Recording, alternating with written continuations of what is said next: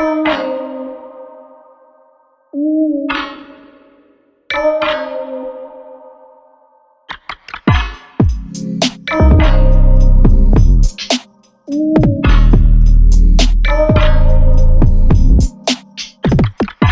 I am freaking out right now. There's a lot of unexplained things going on in the ocean right now. Hold on real quick. I do not trust them. Just watch this real quick for me. You get to Mars by going through the ocean. You can't get to the bottom of the ocean because outer space is the ocean. Now what she just said just blew my mind. Now there's a situation called the firmament. So we know that water is all around us. And it is said that this dome divided the sea into upper and lower sections. You can't cancel this out because they still haven't discovered 80% of the sea. Early civilizations believed that the ocean and the stars above were linked. I mean, just look. Mayan, Norse, Hindu, Hebrew, all of them. Now we already know what spacesuits look like, but they look exactly like sea suits. I know once in your life you've heard of the Bermuda Triangle. Planes and people going missing in the ocean. There are black holes in the ocean. And I just know once in your life you've heard about sea monsters. When you see a comet, it looks like a boat soaring through water. What if these unexplained species in the ocean are actually aliens? If y'all have ever watched this movie Underwater, they went too deep and found the creature that don't even look like it's supposed to be from this earth. Or could it have just been a creature from space? Now you can say what you want, but I bet you we are not the only beings, only species, only creatures that are in this universe. It's just ironic that when they return to Earth, they're on water. I mean, I know I'm not tripping. And I know y'all heard of mermaids. So many unexplained things in the ocean. They're making more discoveries in space. Not really putting too much money or caring about what's going on the planet. Why? Because this sea stuff might have a lot of connections to space. And they not telling us. Y'all be safe, and I know I'm not the only person who feel this way. Humans came from Mars.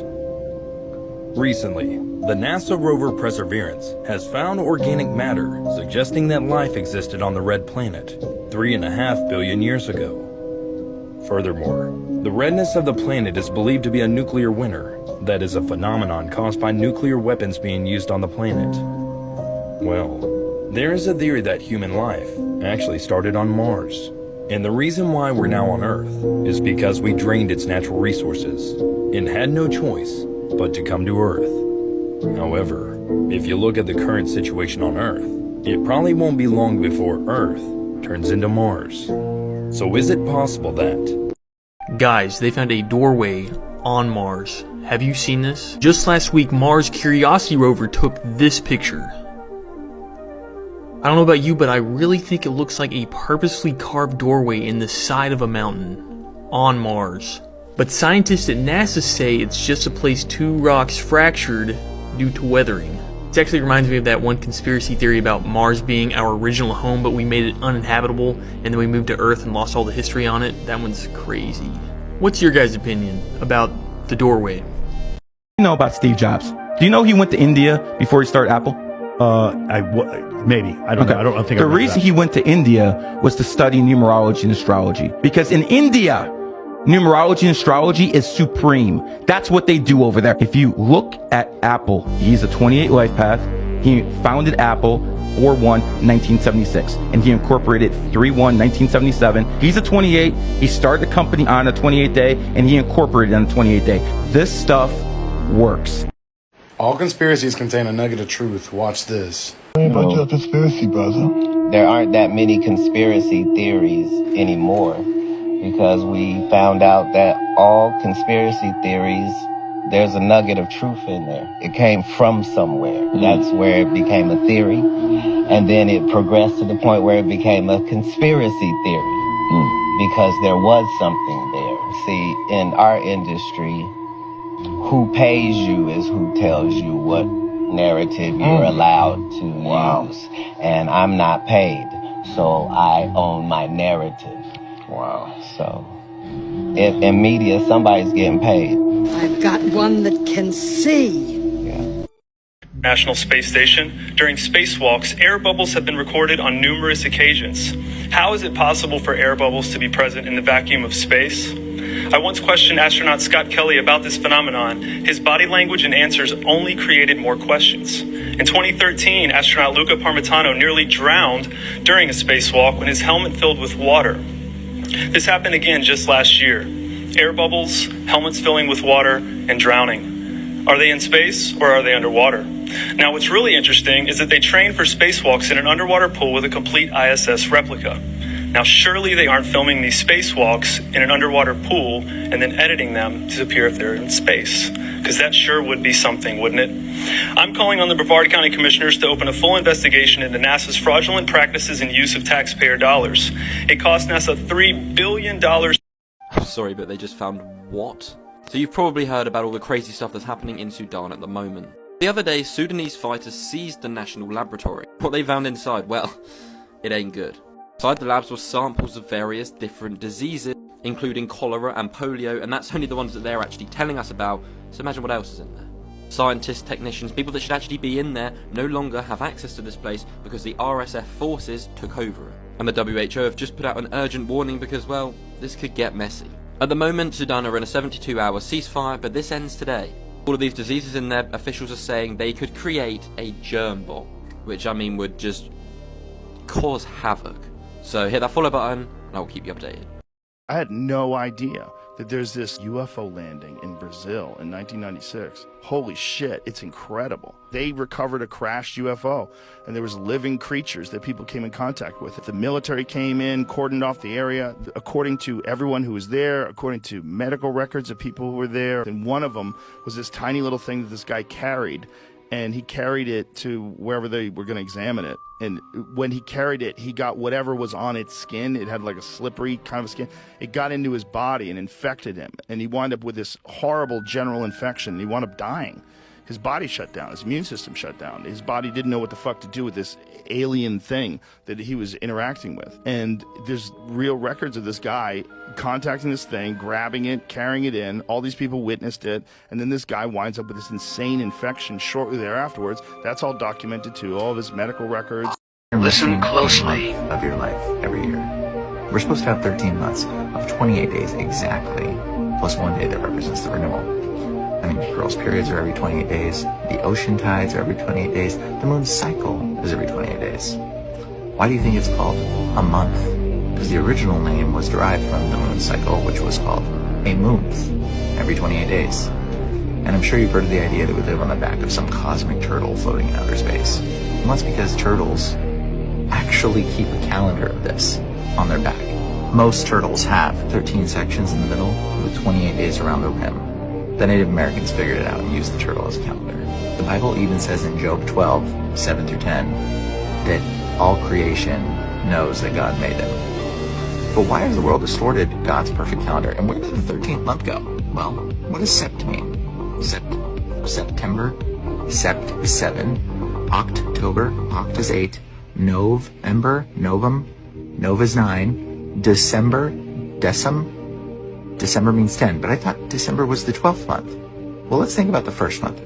What does April mean? April is where we get the word aprilis, or aprio in Latin, which means to appear or to open. Yeah, April is the first month, it means to open. May is actually named after a demon or a god, a Nephilim. June is named after Janus, a god, as well. July was renamed after Julius Caesar. It was originally Quintilis, which means 4. And August was renamed after Augustus Caesar, but it was originally Quintilis, and which means 5.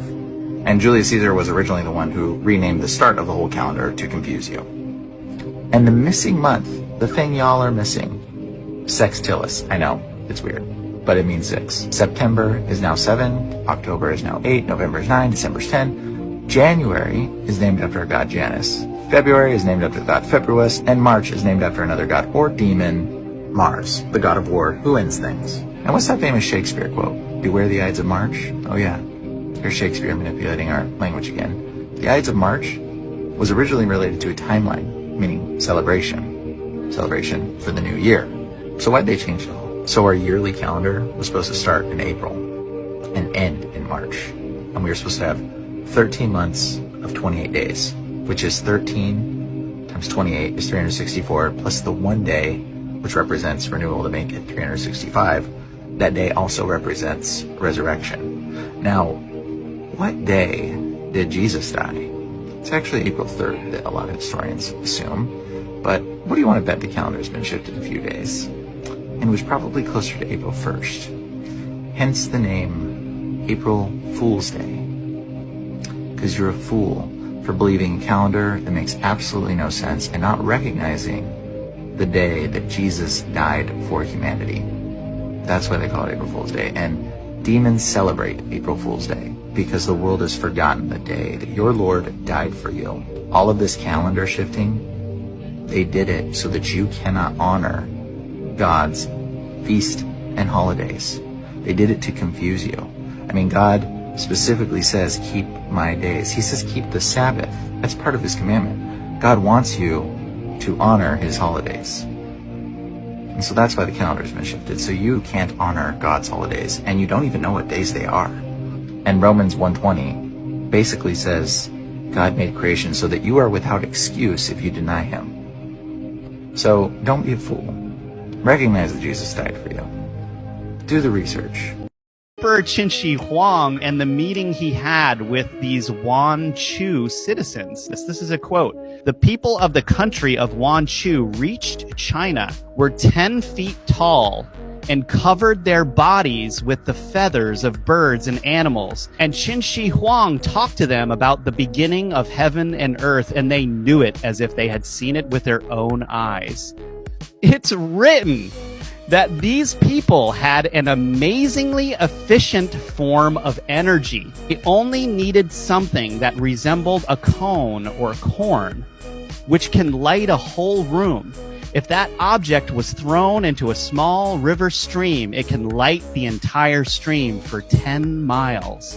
Immediately I was like, wait a minute, this sounds like something I've seen before. Look what the Anunnaki are holding in all of their relief sculpture. Man. They always think that this cone is referring to the pineal gland, but what if instead it was their form of energy, John? Wow. In the relief, they're wearing the feathers that were described in the account from Emperor Qin Shi Huang. Got to be happening somewhere where you can get away with it. Well, I mean, even in the Disney film in Pinocchio, it's unbelievable. The pub scene. What are you talking about? The new one? No, the old one. Yeah, in Pinocchio. I think there's a new Pinocchio. That's there is. Like Tom Hanks is in it. Yeah, it became in the public domain, so anybody could make a Pinocchio movie now. Oh, how creepy! That is creepy. So when did the first Pinocchio come out? Oh my God, it was probably like the fucking 40s. Okay, look up the pub scene. The pub scene in Pinocchio. How would you blokes like to make some real money? Well, and who do we have to, No, nothing like that. You see?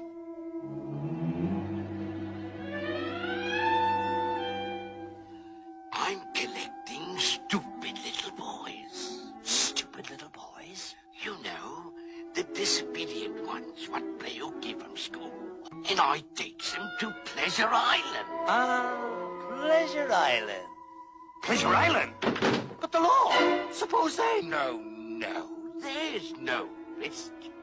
They never come back as boys. The show, known as Attack on Titan, was not just a TV show. It was a historical documentary. A documentary specifically about the Anakim, Rephaim, and Nephilim giants that used to roam the earth. These are what's known as the Walls, Wall Maria, Wall Rose, and Wall Sina, which specifically reminds me of two great walls from history, the first one being the Great Wall of China. The Great Wall of China is 25.6 feet tall and 13,170 miles long. And as you can see, parts of the brick were cut out for archers to use as posts to fight against foreign invaders. Also, around 400,000 people passed away while creating the Great Wall of China, and many of their bodies were placed inside of the walls. Now, what's interesting about this is that in the show Attack on Titan, we eventually find out that there were titans built inside of the wall. So basically, Wall Maria, Wall Rose, and Wall Sina all have titans inside of them. Just like how the Great Wall of China has a bunch of bodies inside of it. Now in the Bible, there's also stories about what is known as the Walls of Jericho. And as you can see by this depiction, there's 1, 2, 3 separate walls. Just like Wall Maria, Wall Rose, and Wall Sina. We all know the story of Adam and Eve, and how the serpent tricked Eve into eating the apple for knowledge and power. Well, would it shock you to find out in the story of Attack on Titan, a character named Ymir was tricked by a devil-like creature into taking an apple that would give her knowledge and power, just like in the Bible? Now, what most people never notice is that her name was Ymir. Now, Ymir is a frost giant from Norse mythology. A frost giant. Once again, just like the Nephilim giants that used to roam the earth. The most famous story of a human fighting a giant is the story of David and Goliath. For those of you who don't know, Goliath was a Philistine, and the Philistines were one of the bloodlines of the Nephilim giant. David used a hunting slingshot with a giant stone in it to hit Goliath directly in the head and knock him on his back. And then David took that opportunity to decapitate Goliath with a sword. And because Nephilim giants were so much stronger, so much bigger, and healed so much faster than humans, the only way to guarantee that they were defeated is by cutting off their head. Just like how in the show Attack on Titan, the only way to know that a Titan is truly dead is by cutting the nape of its neck, which would be severing its spinal cord. Which is basically just like a decapitation, as you're cutting the connection between the brain and the body through the spinal cord. Now in the show Attack on Titan, the only goal of the Titans was to feast on human flesh. And that's kind of similar to what they were like in real life. It's also believed that the Nephilim giants could smell human blood, which is where the saying of fee, fi, fo, fum, I smell the blood of an Englishman comes from. It's not just from the story of Jack and the Beanstalk. It's because these giants could smell our blood, similar to sharks. Now in the show there's also this character named Zeke. Zeke is a scientist with blonde hair and blue eyes, a red armband, and a military uniform that looks like it's from Germany in World War II, which is strange. Almost like he's supposed to depict a German scientist from World War II. Now Zeke also turns into a Titan known as the Beast Titan, so he's half human, half Titan. Now the funny thing about the Beast Titan is it almost looks exactly like how Bigfoot or Sasquatch is depicted. Now in the Bible there was a king of Babylon named Nimrod. Now Nimrod actually became Gilgamesh after he gene spliced his own DNA with the DNA of Nephilim. Just like how in the show Attack on Titan, certain characters gene splice their own DNA with the Titans to become half human, half Titan. There's also a warrior in the show known as Captain Levi, who's the strongest character in the show. Now in the Bible, there's also the tribe of Levi, who's a warrior tribe. In the Bible, there was also the story of Joshua and Caleb and their armies, and how they fought against and killed numerous Anakim giants. Which is why in certain parts of the Bible, it's said that they unalived the men, women, and children. It's because they were not human. They were Anakim giants. With their army, Joshua and Caleb slew thousands of the Anakim race, and even knocked down the walls of Jericho and took it over completely. And the main weapons that they used to defeat the race of Anakim were swords, most likely copper swords. Now in the show Attack on Titan, they had a military force known as the Scout Regiment. The Scout Regiment was led by Commander Irwin and Captain Levi. And leading their army against the Titans, they slew thousands of Titans. And they slew those Titans by using these two swords here to sever the spinal cord. Just like how in the Bible, Joshua and Caleb led an army to defeat the Anakim. And the main weapons that they used to defeat them were swords. Now let's just look at this depiction here. This is an actual real-life statue that you can go to that's based off of what the Titans look like in Attack on Titan. Now look at this real depiction. This is like an actual statue that you can go to in Bali of what the Nephilim giants used to look like. Now some people actually believe that this is a real-life stuffed Nephilim. But I can basically say without a doubt, the Titans in Attack on Titan were based on the real-life Nephilim. And if you want to learn more about the Nephilim, Anakim, and Rephaim, look into the Apocrypha biblical text, the Book of Enoch.